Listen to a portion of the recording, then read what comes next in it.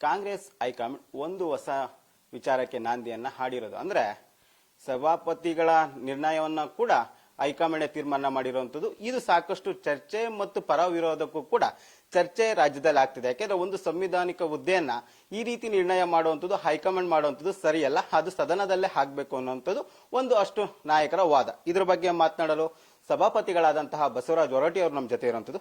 Sir, ಈ ಸಂವಿಧಾನದ ಬಗ್ಗೆ ಪ್ರತಿ ಬಾರಿಯೂ ಮಾತನಾಡುವಂತ ಕಾಂಗ್ರೆಸ್ ಈ ರೀತಿಯಾದಂತ ನಿರ್ಧಾರ ಅಂದ್ರೆ ಹೈಕಮಾಂಡ್ ನಿರ್ಧಾರ ಮಾಡಿರುವಂತದ್ದು ಯಾವ ರೀತಿ ನೋಡ್ತೀರಿ ಸರ್? ಅದು ಅವ್ರ ಮಂತ್ರಿ ಲಿಸ್ಟ್ ಅನ್ನ ಅವ್ರು ಮಾಡ್ಕೊಳ್ಳೋ ಜವಾಬ್ದಾರಿ ಅವ್ರಿಗಿದೆ, ಅವ್ರಿಗೆ ಯಾರು ಕೇಳಂಗಿಲ್ಲ. ಬಟ್ ಸಭಾಪತಿ ಮತ್ತು ಸ್ಪೀಕರ್ನ ಇಂಥವ್ರನ್ನ ಆಗಬೇಕು ಅಂತ ಹೇಳುವಂತ ಅಧಿಕಾರ ಯಾರಿಗಿಲ್ಲ. ಅದು ಸದನದಲ್ಲೇ ತೀರ್ಮಾನ ಆಗಬೇಕು. ಸದನದಲ್ಲಿ ನಿಯಮಗಳಿರ್ತಾವೆ, ಚುನಾವಣೆ ಇರ್ತೈತಿ. ಅದಕ್ಕೆ ಪರಿಷತ್ನಲ್ಲಿ ಸಭಾಪತಿ ಆರಿಸೋದು ಸದಸ್ಯರಿಗೆ ಬಿಟ್ಟದ್ದು, ಮತ್ತು ಸ್ಪೀಕರ್ನ ಆರಿಸೋದು ವಿಧಾನಸಭೆಯಲ್ಲಿ ಬಿಟ್ಟದ್ದು. ಬಟ್ ಸಂವಿಧಾನಿಕ ಹುದ್ದೆಯನ್ನ ಇಂಥವ್ರ ಹಿಂಗಾಗಬೇಕು ಅನ್ನೋದು ತಿಳಿಸೋದು ಸರಿಯಾದ ಕ್ರಮ ಅಲ್ಲ ಅನ್ನೋದನ್ನು ಸ್ಪಷ್ಟವಾಗಿ ಹೇಳಲಿಕ್ಕೆ ಇಷ್ಟಪಡ್ತೀನಿ. ಸರ್, ಇಷ್ಟು ವರ್ಷದ ರಾಜಕೀಯ ಜೀವನದಲ್ಲಿ ಮೊದಲ ಬಾರಿಗೆ ಈ ರೀತಿ ಅಂತ ಕೇಳ್ತಾ ಇರೋದು ಅಂತ ಅನ್ಸುತ್ತೆ. ಬಟ್ ಸಂವಿಧಾನದ ಬಗ್ಗೆ ಪ್ರತಿ ಬಾರಿಯೂ ಮಾತನಾಡುವಂತರು, ವಿಪಕ್ಷಗಳನ್ನ ಗೇಲಿ ಮಾಡುವಂತಹ ಕಾಂಗ್ರೆಸ್ ನಾಯಕರು ಮತ್ತು ರಾಹುಲ್ ಗಾಂಧಿ ಅವರು ಈ ನಿರ್ಣಯ ಹೈಕಮಾಂಡ್ ಇಂದ ಬಂದಿರೋದು ಏನ್ ಹೇಳ್ತೀರಾ ಅದ್ರ ಬಗ್ಗೆ? ಅದನ್ನೇನಂದ್ರೆ ನಾ ಹೇಳಿದ್ನಲ್ಲ, ಇದು ಯಾವುದೇ ರೀತಿಯಿಂದ ಮೇಲಿನವರು ತೀರ್ಮಾನ ಮಾಡಬಾರ್ದು, ಸದನಗಳ ತೀರ್ಮಾನ ಮಾಡಬೇಕು. ಇದನ್ನ ಒಂದು ಬಿಟ್ಟು ಉಳಿದವ್ರು ಏನ್ ಮಾಡಿದ್ರು ಅದಕ್ಕೆ ನಮ್ದು ಯಾವುದೇ ತಕರಾರುಗಳು ಏನಿಲ್ಲ, ಆಕ್ಷೇಪವಿಲ್ಲ. ಬಟ್ ಇದನ್ನೇನಂತಂದ್ರೆ ವಿಧಾನ ಪರಿಷತ್ತಿಗೆ ವಿಧಾನಸಭೆಗೆ ಬಿಡಬೇಕಾದ್ರು ಸಂವಿಧಾನಿಕ ಹುದ್ದೆಯಲ್ಲಿರೋರನ್ನ ನಾವು ಇಂಥ ಪಕ್ಷದವ್ರು ಹಿಂಗೆ ಮಾಡಿವಿ ಅಂತ ಹೇಳೋದು ಸರಿಯಲ್ಲ. ಮತ್ತು ಇದೇ ರೀತಿ ನಡೆದ್ರೆ ಸಂಪೂರ್ಣವಾಗಿ ಸದನಗಳನ್ನು ಅವ್ರ ಕೈಯಲ್ಲಿ ತಗೊಂಡಂಗೆ ಆಗ್ತಿದೆ, ಅದು ತಪ್ಪು. ಸಂವಿಧಾನದ ಇರುವಂಥ ಹುದ್ದೆಯನ್ನು ಸದನಗಳ ನಿರ್ಣಯ ಮಾಡಬೇಕು ಹೊರತಾಗಿ ಯಾವುದೇ ಒಬ್ಬ ಪಕ್ಷದವರು ಯಾರೋ ಹೈಕಮಾಂಡ್ ಅವರು ಮಾಡುವಂಥ ಅಧಿಕಾರ ಇಲ್ಲ. ಸರ್, ನಿಮ್ ಪರವಾಗಿ ಬಿಜೆಪಿ ಮತ್ತು ಜೆಡಿಎಸ್ ನಾಯಕರು ಇರುವಂತದ್ದು, ಅವ್ರ ಬಗ್ಗೆ ಏನಾದ್ರು ಅವ್ರ ಜೊತೆ ಏನಾದ್ರು ಚರ್ಚೆ ಮಾಡೋದ್ರ, ಮತ್ತೆ ಮುಂದಿನ ನಿರ್ಣಯ ಏನು ಅಂತ ಅವ್ರ ಜೊತೆ ತೀರ್ಮಾನ ಆಯ್ತಾ ಅನ್ನೋದು? ನಿನ್ನೆ ಚರ್ಚೆ ಮಾಡಿವಿ ಬಿಜೆಪಿ ಮತ್ತು ಜೆಡಿಎಸ್ ಅವರು ಕೂಡ. ಅದಕ್ಕೆ ಅವ್ರು ಚರ್ಚೆ ಮಾಡಿ ಇವತ್ತು ಅಶೋಕ್ ಅವ್ರು ಡೆಲ್ಲಿಗೆ ಹೋಗ್ಯಾರ, ಅವ್ರು ಅಲ್ಲಿಂದ ಬರ್ತೀವಿ ಅಂದಾರ. ನಾಳೆ ಬಂದ ನಂತರ ಕುಂತು ಚರ್ಚೆ ಮಾಡಿ ಮುಂದಿನ ನಡೆ ಏನು ಅನ್ನೋದನ್ನು ನಾವು ನಾಳೆ ತಿಳಿಸ್ತೀವಿ. ಸರ್, ಈ ಅಂದ್ರೆ ಸಿಎಂ ಅವರು ಕೂಡ ಏನಾದ್ರು ಮಾತನಾಡುವ ಪ್ರಯತ್ನ ಮಾಡಿದ್ರ, ರಾಜೀನಾಮೆ ಕೊಡಿ ಅಂತ ಅವ್ರು ಏನಾದ್ರು ಪ್ರಸ್ತಾಪ ಮಾಡಿದ್ರ ನಿಮ್ ಜೊತೆ ಅಂತ? ಇವತ್ತು 3 ಗಂಟೆಗೆ ಮಾಡಿ ನೀವು ಆದಷ್ಟು ಬೇಗ ರಾಜೀನಾಮೆ ಕೊಡಿ, ನಮಗೆಲ್ಲ ಒತ್ತಾಯ ಭಾಳ ಐತಿ, ಅದಕ್ಕೆ ರಾಜೀನಾಮೆ ಕೊಡಿ ಅಂತ ಹೇಳಿದ್ದಾರೆ. ವಿಚಾರ ಮಾಡಿ ಹೇಳ್ತೀನಿ ಅಂತ ಹೇಳಿದ್ದೀನಿ ಅವ್ರಿಗೆ. ಸರ್, ಈ ಸಿದ್ದರಾಮಯ್ಯ ಇದ್ದಾಗ ಕೂಡ ಇದೊಂದು ಪ್ರಶ್ನೆ ಎದ್ದಿತ್ತು, ಅಂದ್ರೆ ಸಭಾಪತಿ ಅವರು ರಾಜೀನಾಮೆ ತೆಗೆದುಬೇಕು, ನಮ್ಮ ಪಕ್ಷದ ಅವಕಾಶ ಕೊಡಬೇಕು ಅಂತ. ಬಟ್ ಸಿದ್ದರಾಮಯ್ಯರು ಆ ರೀತಿ ಮಾಡ್ಲಿಲ್ಲ. ಈ ಒಂದ್ ವೇಳೆ ಸಿದ್ದರಾಮಯ್ಯ ಮುಂದುವರೆದಿದ್ರೆ ನೀವು ಕೂಡ ಮುಂದುವರಿತಿದ್ರು ಅನ್ನೋ ಅನಿಸಿಕೆ ನಿಮ್ಗಿದೆಯಾ? ಏನದು ಹೆಂಗೆ ಹೇಳಕ್ ಭವಿಷ್ಯ ಹೇಳಕ್ ಆಗೋದಿಲ್ಲ. ಬಟ್ ಅವ್ರು ನನ್ನ ಮೇಲೆ ಒಂದು ಸದಾಭಿಪ್ರಾಯ ಇತ್ತು, ನಾ ಸದನವನ್ನು ಚೆನ್ನಾಗಿ ನಡೆಸ್ತಂತ ಅವ್ರ ಅಭಿಪ್ರಾಯ ಇತ್ತು. ಅದು ಸಹಜವಾಗಿ ಅವರು ಪಕ್ಷ ನೋಡ್ತಿದ್ದಿಲ್ಲ. ನಾವು ಸದನದಲ್ಲಿ ಸದನ ನಡೆಸೋದನ್ನ ಬಹಳ ಗೌರವದಿಂದ ಮತ್ತು ಅಪ್ರಿಷಿಯೇಟ್ ಮಾಡ್ತಿದ್ರು. ಅದನ್ನು ಬಿಟ್ಟರೆ ಏನು ಬೇರೆ ಇಲ್ಲ. ನಾನು ಇನ್ನೊಬ್ಬರ ಬಗ್ಗೆ ಅವ್ರ ಬಗ್ಗೆ ಮಾತಾಡಕ್ ಹೋಗುದಿಲ್ಲ.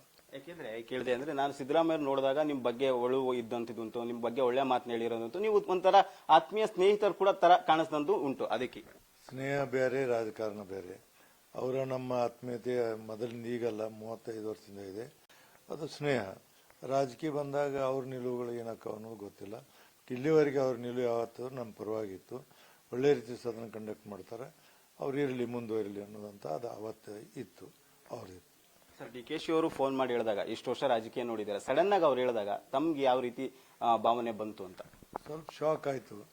ಸ್ವಲ್ಪ ಏನಪ್ಪಾ ಹಿಂಗೆ ಹೇಳ್ತಾರಲ್ಲ ಅಂತ ಸ್ವಲ್ಪ ನೋವು ಅನಿಸ್ತೀವಿ.